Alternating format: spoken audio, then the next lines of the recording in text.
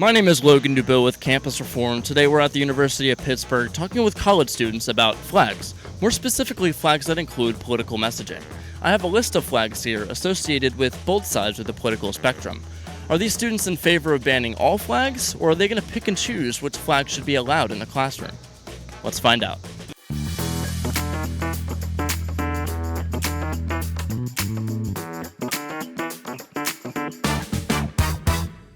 A school board in Wisconsin that recently banned all political messaging from the classroom. Is this something that you would say you would be in support of?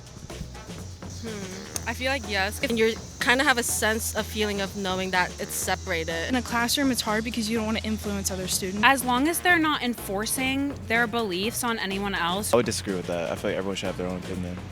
You shouldn't be obstructing what other people are doing. I have a few flags right here. I'm going to kind of list them one by one, and I just want you to tell me if you would want them banned from classrooms or not. The first one is the Let's Go Brandon flag.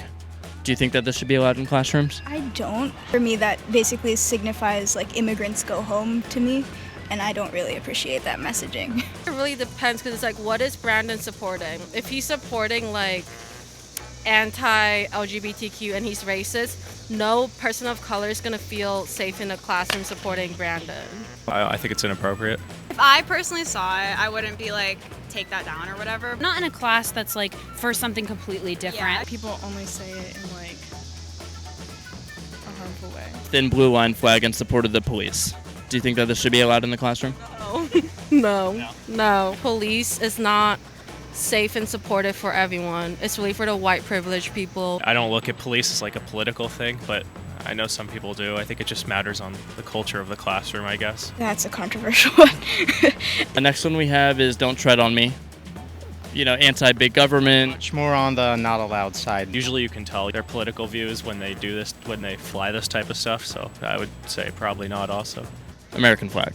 You can still love America and not feel the need to like represent a whole flag. The American flag has started to mean different things to different people and it's used. That's definitely appropriate in classrooms for when kids say the Pledge of Allegiance in the morning and things like that. I mean, we live in America. Definitely makes more sense to have that in a classroom. Next one we have is pride flags. Those should be allowed to be put in classrooms. It's showing that it's an inclusive, supportive space. Yeah, that's fine. For just sporting pride now, it's like bigger than ever now. Yes. This flag is meant to make people feel safe and inclusive. If this flag makes you feel uncomfortable, it's you as like a person and like what your own beliefs are towards other people's decisions. This time you'd be making people on the right feel uncomfortable. Not most people on the right. I lean more conservative, and I don't really care about that. But there people are, and just like the thin blue line flag, I would just avoid it if you're a professor. Yeah, Black Lives Matter flags.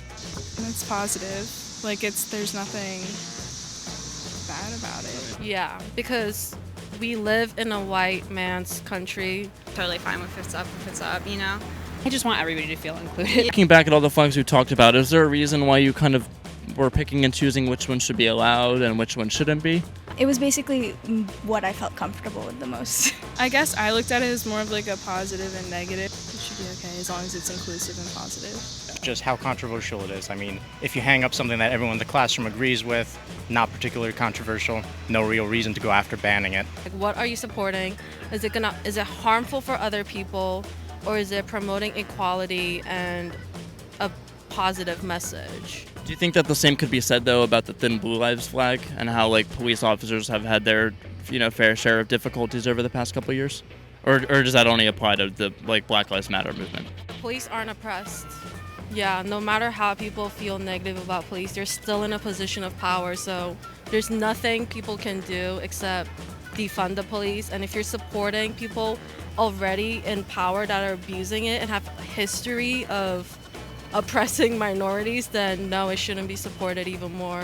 At the end of the day, I feel like I have my own personal bias towards certain things that I do support and don't support. I've talked to a lot of other students today who in the beginning said that the first three that all tend to be more conservative, that those should all be banned because they are offensive, they support racism, things along those lines. And then when I went to the liberal leaning ones, they said that those are fine. So what's kind of your reaction to hearing about that? I mean, it's clearly a double standard. The country's so divided right now, it's falling apart. If you're going to be supporting one side, then you have to be okay with the other. And if you're not, then you're not really supporting free speech.